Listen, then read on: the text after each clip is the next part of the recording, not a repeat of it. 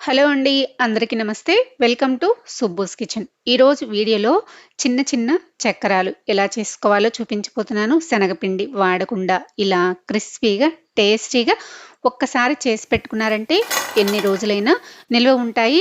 Evening టైంలో snacks ఏమీ లేనప్పుడు ఇలా తప్పకుండా ట్రై చేయండి. పిల్లలకి స్కూల్‌కి లంచ్ బాక్స్‌లో కూడా స్నాక్స్ లాగా పెట్టొచ్చు. చాలా ఇష్టంగా కూడా తింటారు.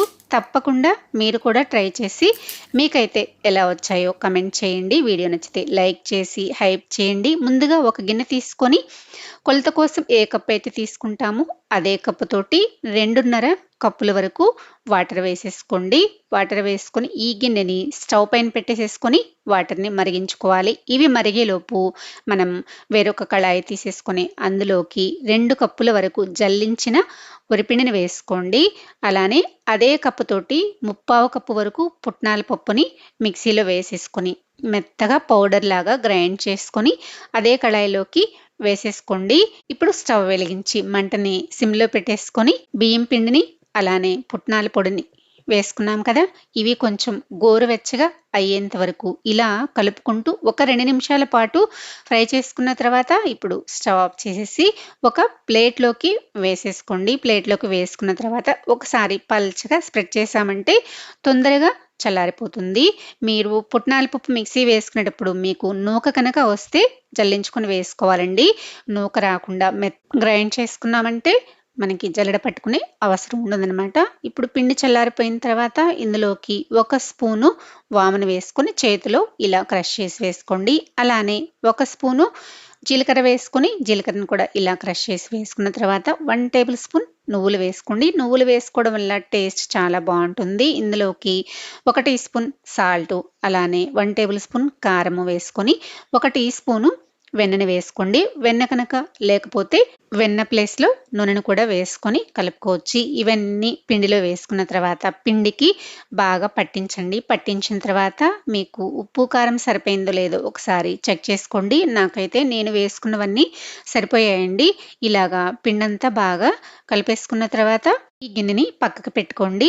ఇప్పుడైతే మనం స్టవ్ పైన పెట్టుకున్న వాటర్ కూడా ఇలా మరగాలండి. ఇలా మరిగిన తర్వాత స్టవ్ ఆఫ్ చేసేసి ఈ వాటర్‌ని ఇలా కొంచెం కొంచెం పిండిలోకి వేసుకుంటూ పిండిని కలుపుకోవాలి. పిండిలో చేయి పెట్టకూడదండి. వాటర్ బాగా కాలుతున్నాయి కాబట్టి ఇలా గరిటెతోటి కలిపేసేసుకోవాలి. ఇలా మిగిలిన వాటర్ మొత్తం పోసేసుకున్న తర్వాత పిండంతా మరోసారి బాగా కలిసిపోయేలాగా కలిపేసేసుకొని ఇలా గరిటెతోటి అదింపట్టేసి మూత పెట్టేసి పక్కన పెట్టేసేసుకోవాలి.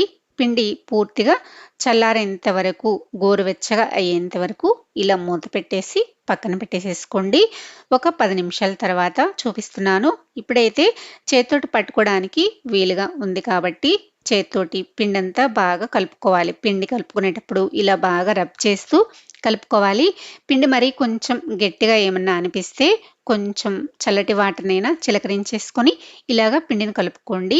ఇలా పిండి ముద్దలాగా కలిపేసేసుకోవాలి. ఇలా కలుపుకున్న తర్వాత చేతికి కొంచెం నెయ్యిని కానీ, నూనెని కానీ అప్లై చేసేసుకొని ఇలా పిండికి పట్టించండి. ఇలా పట్టించడం వల్ల పిండి చేతికి అంటుకోకుండా ఉంటుంది.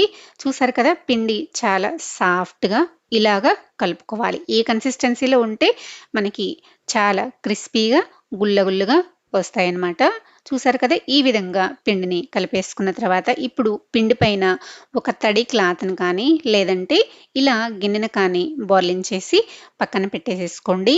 ఇప్పుడు ఒక హోల్ ఉన్న చక్రాల గిద్దలు తీసేసుకొని ఇప్పుడు ఇందులో లోపల ఆయిల్ అప్లై చేసేసుకొని పిండిని కొంచెం కొంచెం తీసుకొని ఇలా ముద్దలాగా మరలా ఒక్కసారి చేత్తోటి ఇలా కలుపుకొని గొట్టంలోకి పెట్టేసుకోవాలి. ఇలా మొత్తం గొట్టంలోకి పెట్టేసుకున్న తర్వాత మరలా పిండి పైన మూత పెట్టేసి పక్కన పెట్టుకోండి. మూత పెట్టుకోకపోతే పిండి డ్రై అయిపోయి గట్టిగా అయిపోతుంది.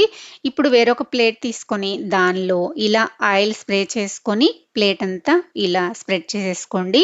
ఇప్పుడు ఇందులోకి మనం తీసుకున్న చక్రాల గిద్దలతోటి ఇలాగా రౌండ్‌గా చక్రాన్ని చేసేసుకోవాలి. మీకు నచ్చిన సైజులో చక్రాన్ని చేసుకోండి. మీడియం సైజులో చేసుకోండి. చిన్నవైనా చేసుకోండి. లేకుంటే కొంచెం పెద్దవైనా చేసుకోండి. మీకు నచ్చినట్టుగా చేసేసుకొని ఇలా ప్లేట్‌లోకి పెట్టేసేసుకోండి. ఇలానే నేను ఒక వాయికి సరిపడా చేసేసుకున్నాను. ఇప్పుడైతే స్టవ్ పైన కళాయి పెట్టేసుకొని డీప్ ఫ్రైకి తగినంత ఆయిల్ హీట్ చేసుకున్న తర్వాత ఇందులోకి ఒక్కొక్కటిగా వేసుకోండి. చక్రాలు వేసుకునేటప్పుడు ఆయిల్ మాత్రం బాగా కాగి ఉండాలి. ఇప్పుడు మంటని మీడియం ఫ్లేమ్లోకి పెట్టేసేసుకొని చక్రాలని అటు ఇటు టర్న్ చేసుకుంటూ ఫ్రై చేసుకోవాలి. అవి ఫ్రై అయ్యేలోపు మళ్ళా రెండో వాయికి ఇలాగా రెడీ చేసి పెట్టుకోండి. రెండో వాయికి నేనైతే ఇలా చిన్న చిన్నవి చేసేసుకున్నాను. చూసారు కదా, ఇప్పుడైతే ఇవి కూడా వేగిపోయాయండి. ఇలా రెండు వైపులా మంచి కలర్ వచ్చేంత వరకు ఫ్రై చేసుకున్న తర్వాత వీటిని జల్లెగరెట్లోకి తీసుకొని పక్కన పెట్టేసుకోండి. ఇలానే మిగిలినవన్నీ చేసేసుకున్నానండి. నాకైతే చాలా బాగా పర్ఫెక్ట్గా వచ్చాయి, చాలా టేస్టీగా కూడా ఉన్నాయి. ఇవి పక్కన పెట్టేసుకున్న తర్వాత అలానే రెండో వాయి కూడా వేసేసుకున్నాను.